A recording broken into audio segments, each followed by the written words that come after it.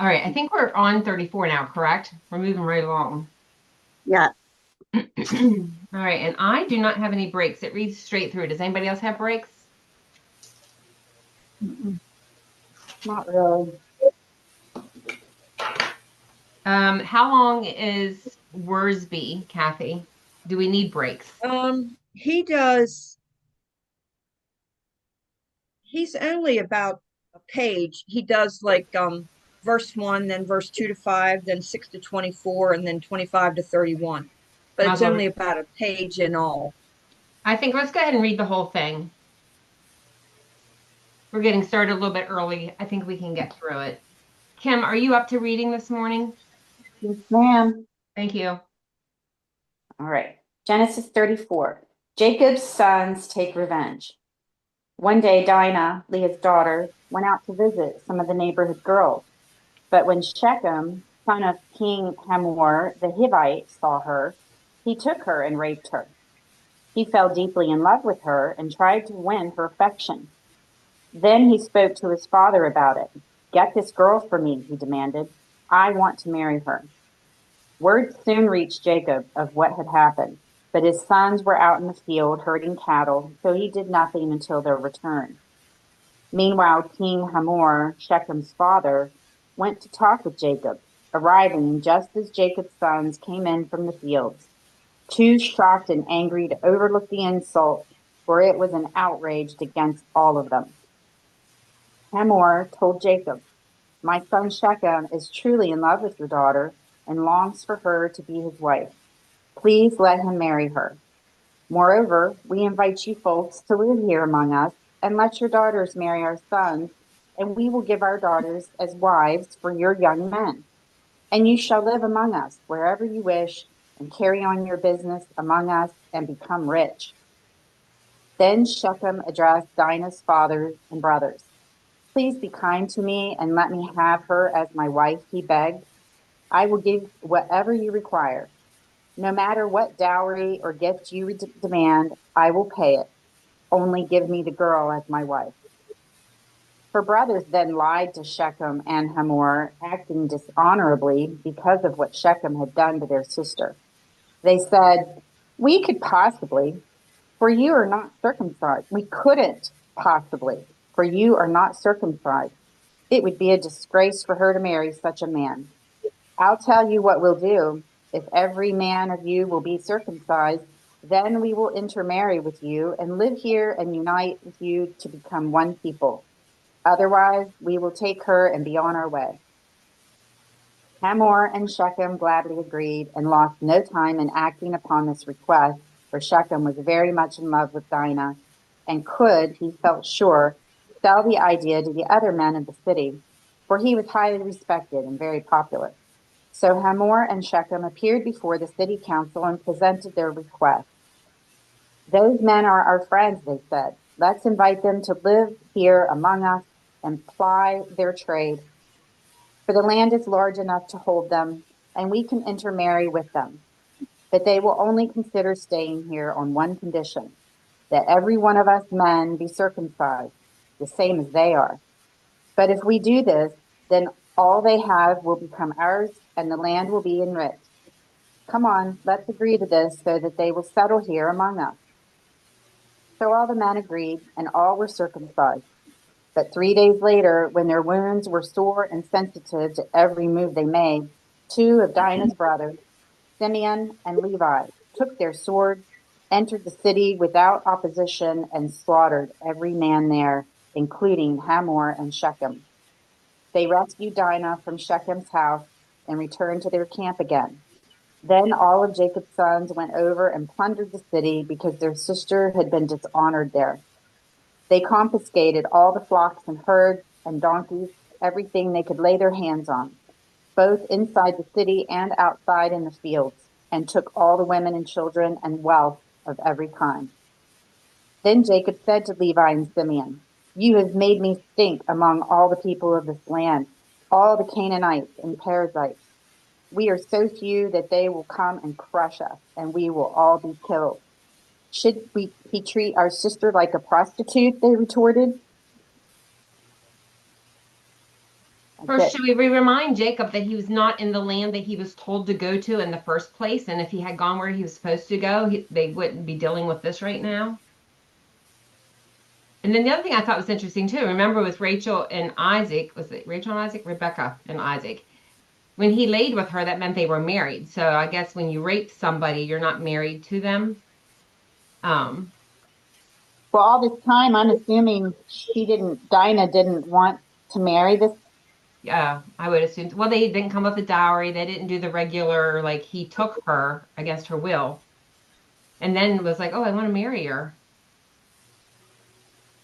I wonder what the punishment was for rape. Maybe that's why he wanted to marry her, even though it said he loved her. And then my other thought too is like when they circumcise. I'm sorry. Go ahead. I said apparently the brothers thought it was death. Yeah. Can't say that I blame them, but I wonder when they circumcised if they were saying we're going to be Jews because that's what it represented. Well, after he raped her, she was still in their control. She was in their household.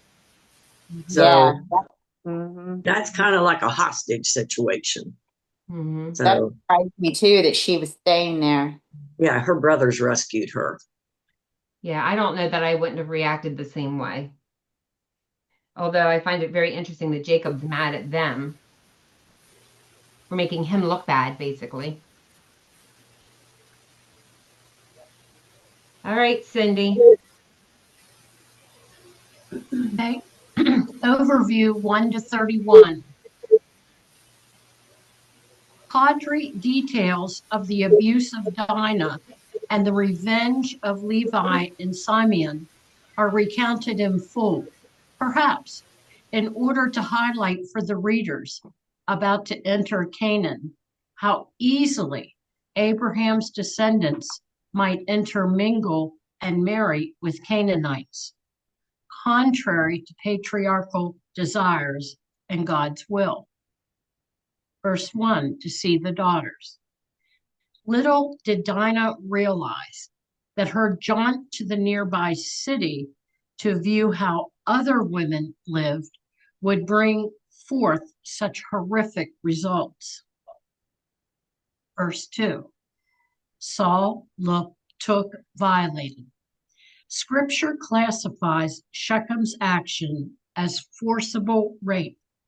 No matter how sincerely he might have expressed his love for her afterwards and desire for marriage. Other expressions in the account underscore the clearly unacceptable nature of this crime, that is, defiled in verse 5 and 13, grieved and very angry in verse 7, a disgraceful thing which ought not to be done, verse 7, and treat our sister like a harlot, verse 31. Verse 5, Jacob held his peace. In the absence of further data, Jacob's reticence to respond should not be criticized. Wisdom dictated that he wait and counsel with his sons, but their reaction, grief, anger, and vengeance hijacked the talks between Jacob and Hamor and led finally to Jacob's stern rebuke. 6 to 10. The prince of Shechem painted a picture of harmonious integration, become one people. However, Shechemite self-interest and enrichment actually prevailed. Verse 7 in Israel. Already Jacob's household is being called by the name God had given him as father of the coming nation. Overview 13 to 17. Feigning interest in the proposals put forward and misusing, if not abusing, the circumcision sign of the Abrahamic covenant. Jacob's sons conned both father and son into convincing all the men to submit to circumcision because the outcome would be to their favor with marriages and social economic integration. Verse 19, he was more honorable. This means that the men agreed to such excruciating surgery because they had so much respect for him and because they anticipated mercenary benefit. Verse 20, gate of the city, the normal place for public gatherings. 25 to 29, a massacre of all males and the wholesale plunder of the city went way beyond the reasonable, wise, and justly deserved punishment of one man. This was a considerably more excessive vengeance than the Mosaic law would later legislate. Reference Deuteronomy 22, verses 28 and 29. Verse 27, the sons of Jacob. Simeon and Levi set in motion the barbarity of that day, and attention validly falls upon them in the narrative. But their brothers joined in the looting, thereby approving murder and mayhem as justifiable retribution for the destroyed honor of their sister. Verse 30, you have troubled me. Vengeance exacted meant retaliation expected.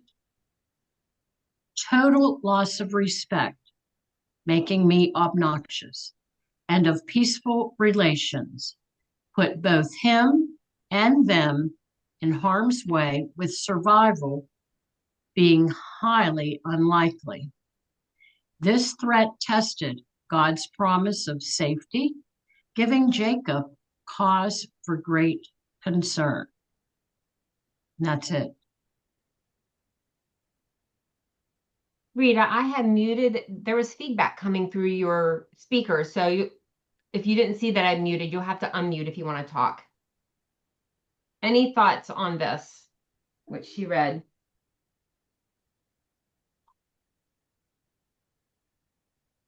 I have an interesting, well, a couple of footnotes.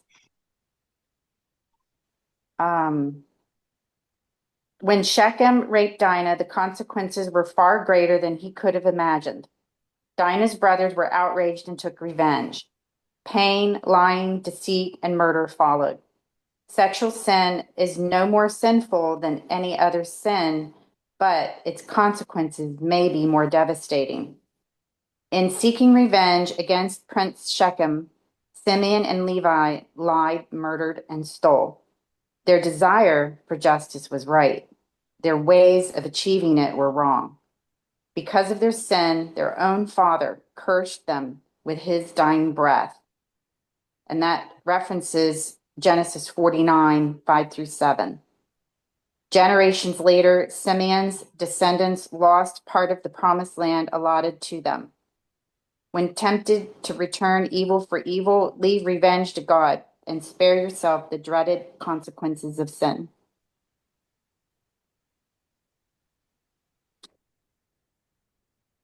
I guess I never really thought about this, but they say one sin's no worse than another, but that's what it is. It's the consequences that are so different. Yeah. That would be really hard though, because I mean, I try to put myself in the brother's situation. You want to wait on God, but then do you sit there and do nothing? Like, I don't know that I wouldn't have responded. I mean, I probably wouldn't have responded that way, but it would be hard not to respond to that. Well, and again, it said, their desire for justice was right. So I don't think there's anything wrong with, saying something or maybe invoking some kind of a consequence on your own, but something that so devastating. I mean, what they did was wrong. To lie, to sin yourself To get an end result. That's true. They did. as a They were result. deceitful. Yes, that's true. They could have handled it in a way that was not sinful. Well, then my other thought too is like getting her back. Like they had, like I would have had to, like they had to get her back. So then were they going to war anyway if they would have gone the other direction? In my Bible, when they have a blurb about her, it said that by handing her over to Shechem, they used Dinah as bait in a trap that led to the murder of all the men. Oh, That's how this Bible looks at it. That Oh, because they were leading these people on, saying get circumcised and we'll do do all this. this. Yeah, but then they turned on them. That's just what this says. interesting. Oh, I mean, that's a good point too. Kathy, Yesterday, go ahead. Go ahead, Gretchen. yesterday, I was listening to that podcast on my walk, and I don't know if I said this yesterday about vengeance is mine, saith the Lord. And if we're not careful, sometimes, like layers can become roots, just like weeds in a garden. Even though we don't think, oh, but if it gets rooted, like anger, untrust, there's just a lot of things that can get rooted. And in here, in my application, it says, have you been wronged or harmed? And responded, I'm going to get even if it's the last thing I do. And that's like in the flesh, we want to react in the flesh. I'm going to get even if it's the last thing I do. Each time you remember the hurt, consciously turn to God for his justice and comfort. When resentment enters your mind today, say a quick silent prayer. Not a chance. God, you are my Father. Take over and I'll follow. Hmm. We're only supposed to follow him. I know it gets, we all get down there in the flesh and put our fingers in there where they're not supposed Well, to. I guess the operative thing here is that they were lying and deceitful in what they did to get get to the revenge for one. But then that is true. And I think like if someone does something to me, that's easier to handle for me than someone doing something to my child or someone that I love. Yeah. Yeah, I went to 49, 5-7, where it referenced Simeon and losing some of the allotted land. And it comes when Jacob prophesies to each of his sons. And it says, Simeon and Levi are two of a kind. They are men of violence and injustice. Oh, my soul, stay away from them. May I never be a party to their wicked plans. For in their anger they murdered a man and maimed oxen just for fun. Cursed be their anger, for it is fierce and cruel. Therefore I will scatter their descendants throughout Israel. Well, that sounds almost like that it was a consistent behavior, like that they were angry people who took joy in hurting. Yeah. All right, Kat. Well, go ahead. I just think it's bizarre because it says that, I mean, the first thing that they say was he violated her in the one in verse 2, but then it says his heart was drawn to her. So if he was so much in love with her, first of all, why would you rape somebody? Why wouldn't you go the correct route to the father first? And Cindy had mentioned Deuteronomy 22. And it says, if a man happens to meet a virgin who is not pledged to be married and rapes her, and they are discovered, he shall pay the girl's father 50 shekels of silver. He must marry the girl, for he has violated her. He can never divorce her as long as he lives. So then back in verse later on, it says in 11 that he goes to her father and asks her, he said, I will do whatever you want, pay the price, whatever, for her to be the price or to be his bride. So it just, I don't understand first why you raped her if your heart was so set on her being your wife. Why don't you just go the correct route first? That doesn't make it right what her brothers did. But obviously, I wonder it's just kind of. I wonder what their culture was like, because they weren't Jewish. You know what I mean? They weren't under Israel. So I wonder what their culture was. I wonder, like, in their culture, if like they just treated women that way. Rita, what was that reference in Deuteronomy? 22. Cindy had mentioned it. 22. Cindy, I just got rid of it. 20. Do you have it, Cindy? I just turned the page here. Let me find it real quick. 22 verses 28 and 29. Thank you. Yep. Yeah, I mean, love doesn't rape. Yeah. Love honors. So My concordance says Shechem may have been a victim of love at first sight, but his actions were impulsive and evil. You know, men have a way of saying, I just couldn't help myself. have no control over my bodily parts. It's your fault. Yes, you can help yourself. That's a whole other conversation. All right, Kathy, what's words we have to say about this mess? Okay, before I do that, I just looked up Dinah in this book that I have, and has a little bit about her. Dinah's love for sightseeing set off a train of tragic consequences. Young and daring and curious to know something of the world outside, she stole away one day from the drab tents of her father to see how the girls in their gorgeous oriental trappings fared in nearby Shechem. Roaming around, the eyes of Prince Shechem, son of Hamor, lighted upon her. He saw her means he lusted after her. That's Job 31:1. And then, as the record puts it, he took her and lay with her and defiled her. Although Dinah's vanity was flattered at Shechem's attention, so that she went to his palace, she never meant to go so far. Took her implies he forced her, and although she may have resisted his advances, resistance was futile and she was seduced. Had Dinah been content to remain a keeper at home, and there's a reference to Titus 2:5, a terrible massacre would have been averted, but her desire for novelty and forbidden company spelled disaster. Josephus tells us that Dinah went to the Canaanite annual festival of nature worship, Numbers 25:2, a forbidden association for an Israelite. Sin, shame, and death came to Dinah and Shechem through the windows of their eyes and ears. Where did she go? To what idol worship? She went to the Canaanite annual festival of nature worship. Remember, Chrissy, when we Reference studied there to Numbers 25:2. they had sex under every tree Yes. and whatever. Yeah. Yeah, so she was putting Remember that, herself in a Kathy? very vulnerable position. Mm-hmm. A Yeah. good point too about how did he get her to the palace? That was a good point. Yeah. Yeah, she might have wanted that attention. Maybe she didn't want that much, but you know. So I thought that was a little bit interesting. Okay. Verse 1, carelessness. Was Dinah naive, rebellious, or just plain ignorant of the ways of the world?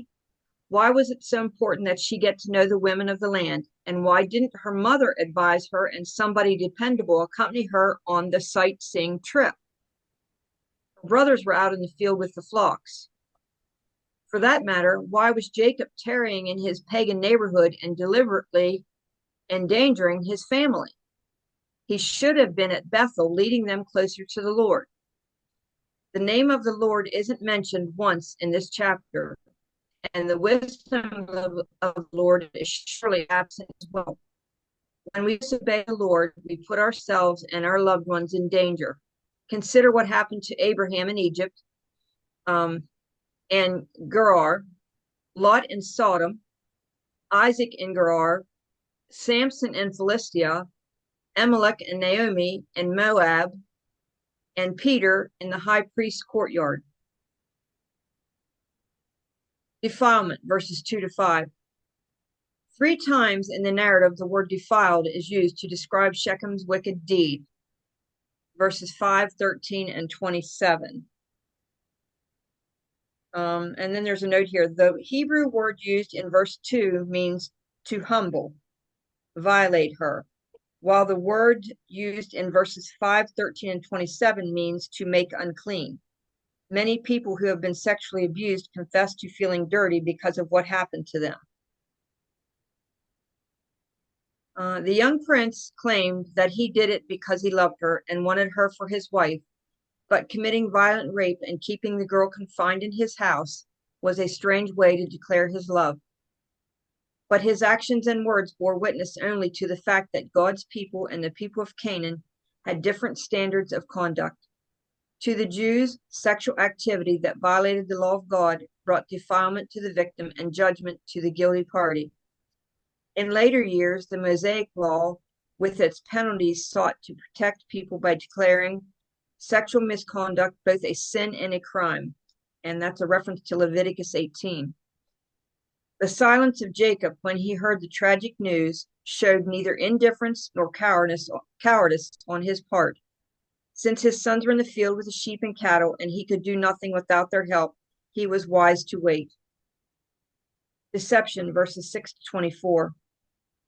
When Jacob's sons were told what had happened, they were grieved that their sister had been violated and angry at the man who did it. Both responses were normal and right. Instead of immediately declaring war, they pretended to seek peace with their neighbors and offered to do business together and even to intermarry. All that the men of Shechem had to do was agree to be circumcised. Of course, it would take more than circumcision to make Jews out of Canaanites, since no covenant conditions were involved.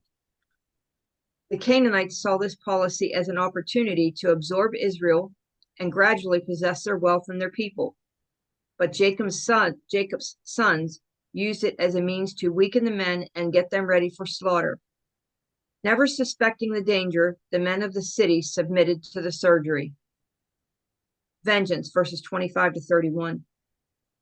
At a time when the males in Shechem were in too much pain to defend themselves, Simeon and Levi, two of Dinah's full brothers, rallied some men from Jacob's camp and attacked the Shechemites, killing Hamor and his son and all the males in the city.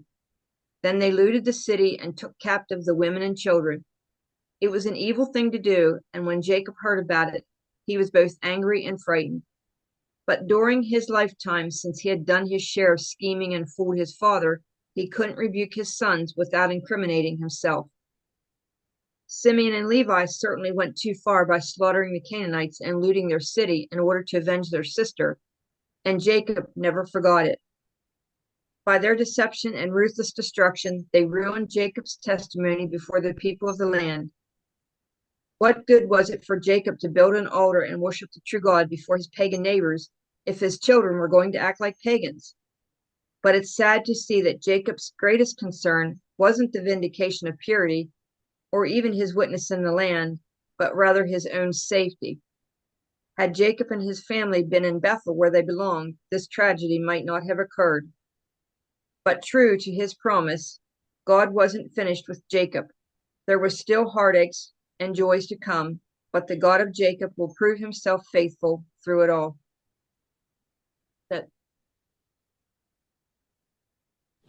I thought that was interesting that she wanted to go to town and see the fancy schmancy clothes and palaces or whatever. Yeah. She was tired living in the tent. I was thinking too, it's kind of like Lot when they moved closer, they weren't planning to participate, and they ended up in the middle of it. She must have been beautiful though, because there would have been tons of women there, I would have thought. And I guess sometimes that when sorry, Kathy. When we're like, I don't want to say sheltered, but when there's something going on that we haven't seen, maybe we tend to get curious, and that curiosity isn't always a good thing. Now, Lori, you go ahead. Something I read here said that first of all, she's living in the shadow of Rachel and Leah fighting each other. Well, I don't know if they, And it said that by the time Dinah was a teenager. Her family was living in Shechem. So, she was probably relatively young. Yeah, Tony here says 1 through 4, Dinah, she's the only daughter of Jacob. I didn't realize that too. Went out to see some of the young women of the area, likely desiring to know how they lived. But during her visit, a man named Shechem, the son of the region's chieftain, took her and raped her. Adding insult to injury, he then decided that he loved the young girl and wanted to marry her. So it does say young there somewhere, apparently. 5 through 7. Jacob heard that Shechem had defiled his daughter Dinah and that Shechem desired to marry her, but his response was surprisingly mute. Instead, it was Jacob's sons who became deeply grieved and very angry, rightly calling Shechem's actions an outrage that should not be done. 8 through 24. Shechem's father, Hamor, seemed unaware of Jacob's son's rage because he pursued the marriage deal further, presenting intermarriage between the two families as a profitable situation for everyone involved. Jacob's sons, taking after their father's old ways, answered Shechem and his father deceitfully, plotting to take Shechem down by surprise. They required Shechem, Hamor, and all of their men to be circumcised, allegedly to make the marriage pure. Hamor and company considered this a small price to pay for a bride and all of Jacob's possessions, so they eagerly agreed. 25 through 31. But Jacob's sons had no interest at all in a deal. The circumcision they required was a ruse to weaken the men, and when they were still in pain, 2 of Dinah's brothers, Simeon and Levi, avenged their sister's honor and slaughtered all the men of the town. They plundered the city as well, leaving Hamor's people devastated. Jacob, thinking of their long-term prospects in the land, was not pleased with the attack. He feared retribution from the other Canaanites in the area, who were much more numerous than they. Most of the men in the story respond in ways that show little faith in God.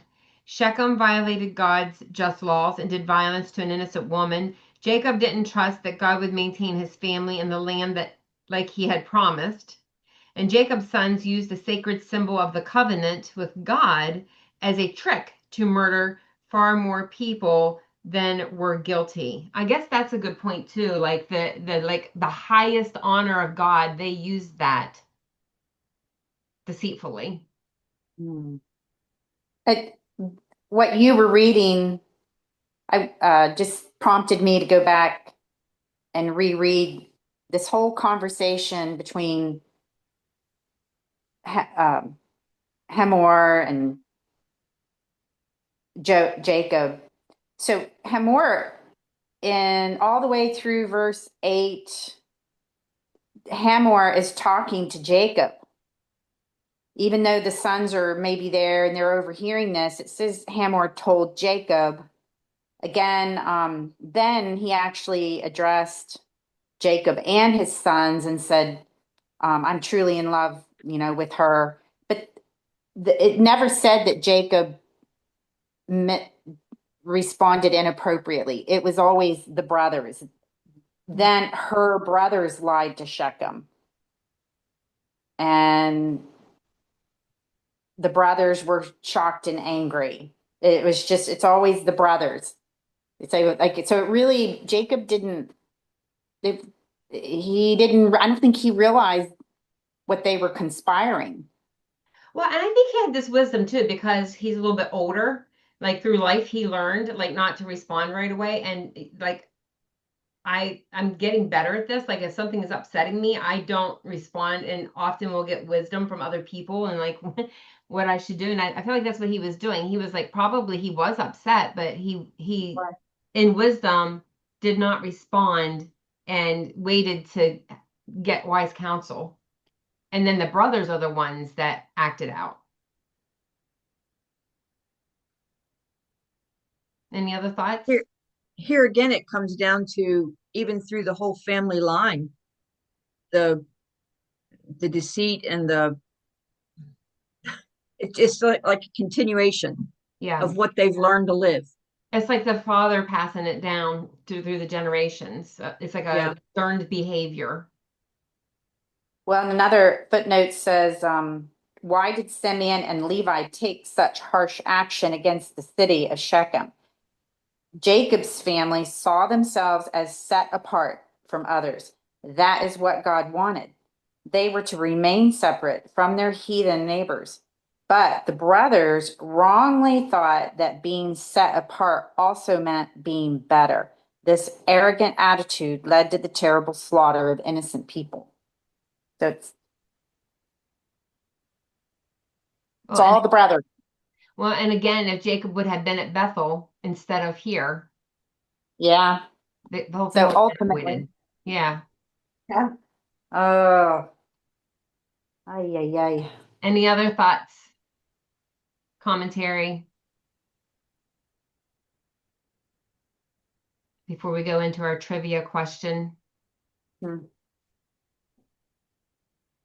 will say, when people find God, though, that doesn't define the person you become. Again, that gives us free will, you know? Yeah. Still have that little thing called free will that gets us in trouble. Yep. All right. Unmute for the trivia question. Oh, you guys are fast this morning. Wow. Okay, here we go. How many seals were on the book told about in the book of Revelation? 7. You guys are so fast. Revelation 5:1. We only studied that 3 times. You should. That's what I was going to say. All right, ladies, have a great day. Enjoy the sunny weather.